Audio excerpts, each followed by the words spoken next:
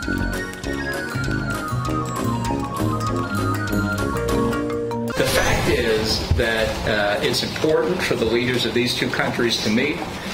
There are a wide range of issues, despite the differences between us, where both President Trump and President Putin think they may be able to find constructive solutions. I'd like to hear someone say that's a bad idea. Good day, everyone. Today's hot topic is the Donald's scheduled meeting with Vlad. There are many issues that could be addressed. What do you think? There are a couple of things that the president said to us in the Oval Office yesterday of what he wants to bring up. Syria, Russia's support of Assad, but also Ukraine. He mentioned that, presumably Crimea. He did not answer whether or not he will bring up election interference.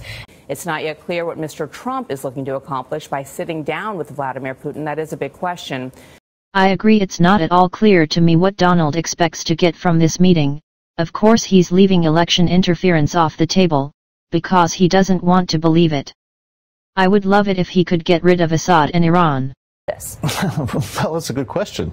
There is unanimity within the intelligence community, indeed within the national security establishment of the U.S. government.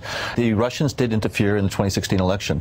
I think Mr. Trump is turning a blind eye to it because it doesn't help what he wants to do. It poses an obstacle, an impediment to continuing this relationship with his good friend, Mr. Putin. Okay, so he won't press Vlad on the interference issue. We heard Bolton say it was a good idea to meet. Do you think so? I think it is. I'm with Trump on this, but we really have to keep a sharp eye on what Russia does, not what they say. Right now they are helping Syria bomb the southeast corner of Syria, a region where a truce was negotiated in November.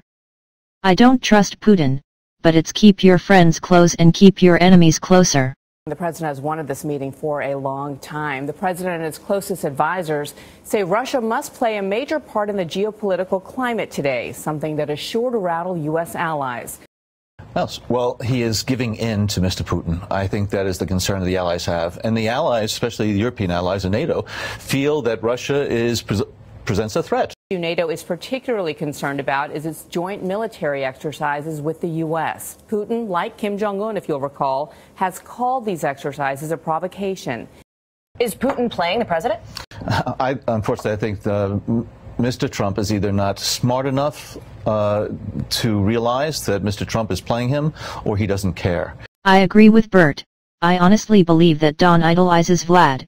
So we have to hope that will not cloud his thinking about removing troops from Syria, thus allowing Assad and Iran to take over the region. Megan, we all heard Donald say that he wants to reduce our troop levels in Syria. I'm sure Vlad heard the same thing, so don't be surprised if Vlad asks Don to move the troops out of Syria, which would allow Donald to declare victory and throw the rebels under the bus.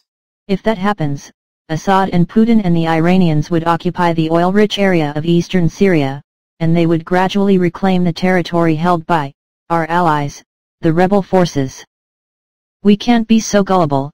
Our nearly 4-year effort against Islamist extremism would be wasted. Iranian-led militiamen and gunmen would get to occupy an area rich in petroleum and agricultural resources. A U.S. victory over ISIS means that there is an alternative to the incompetent, crime-ridden Assad regime.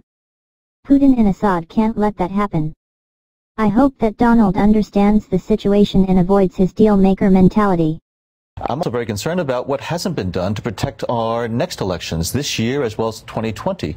There needs to be more things done, not just in terms of letting Russia know that this is intolerable, but also to better protect that environment so that Russia and other actors are not going to have the opportunity to try to manipulate the electoral process.